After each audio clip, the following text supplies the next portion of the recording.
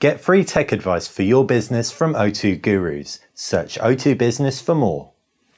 Hey guys, welcome to BTech. It's Basil here with the Huawei G8. Anyone who's seen the channel may well know that I really like the G7. It offered great value for money, given the fact you had a really beautiful metal design and a competent spec sheet. Well, the G8 builds upon that. You've got that same kind of base shape, a metal body, it's nice and slender, tapers in at the sides. Still, flat corners make it quite nice and easy to hold. Does look a bit more refined. You've got a 5.5-inch display yet again.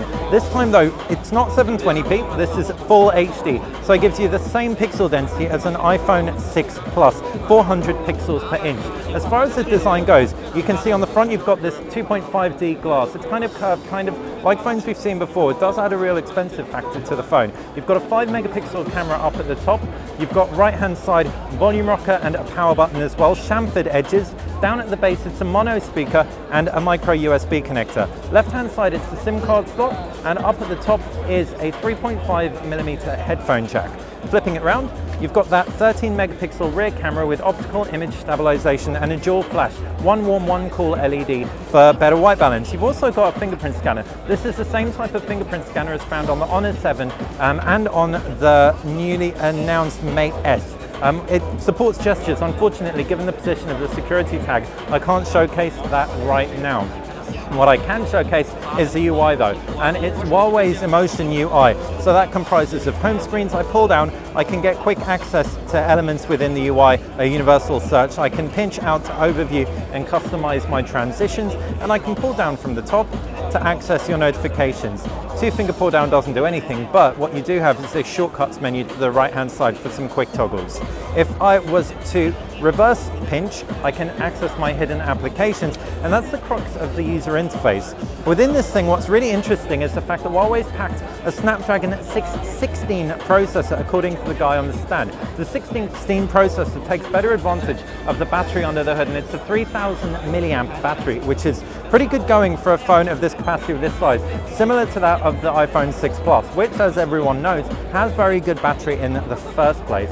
As far as the multimedia specs on this, that 13-megapixel rear-facing camera paired with optical image stabilization should do a good job of keeping everything still. It'll probably perform very similarly to that as found on the P8. And what we can do is we can take a quick look at the modes.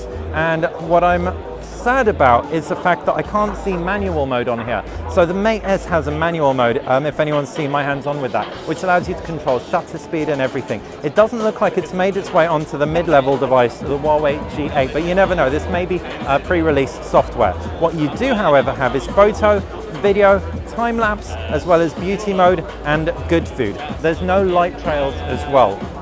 So it's not quite as premium camera device as those devices are, like the Mate S, for example, and indeed the P8, but still, you do get a really decent bang for your €399 buck, because that is how much this thing is going to cost.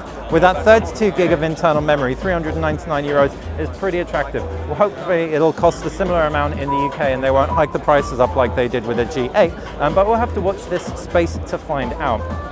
If you enjoyed the video, click that like button. If you like BTech in general, subscribe. If you've got any questions about this, anything I haven't covered, just fire them in the comments section below and I'll do my best to get that answered for you ASAP. Thanks for watching BTech.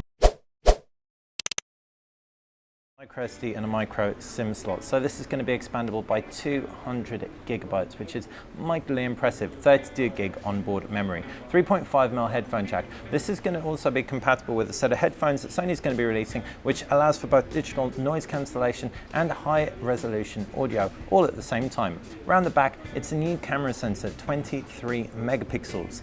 What's really awesome about this is that it combines a new focus system with a range of other things to make it a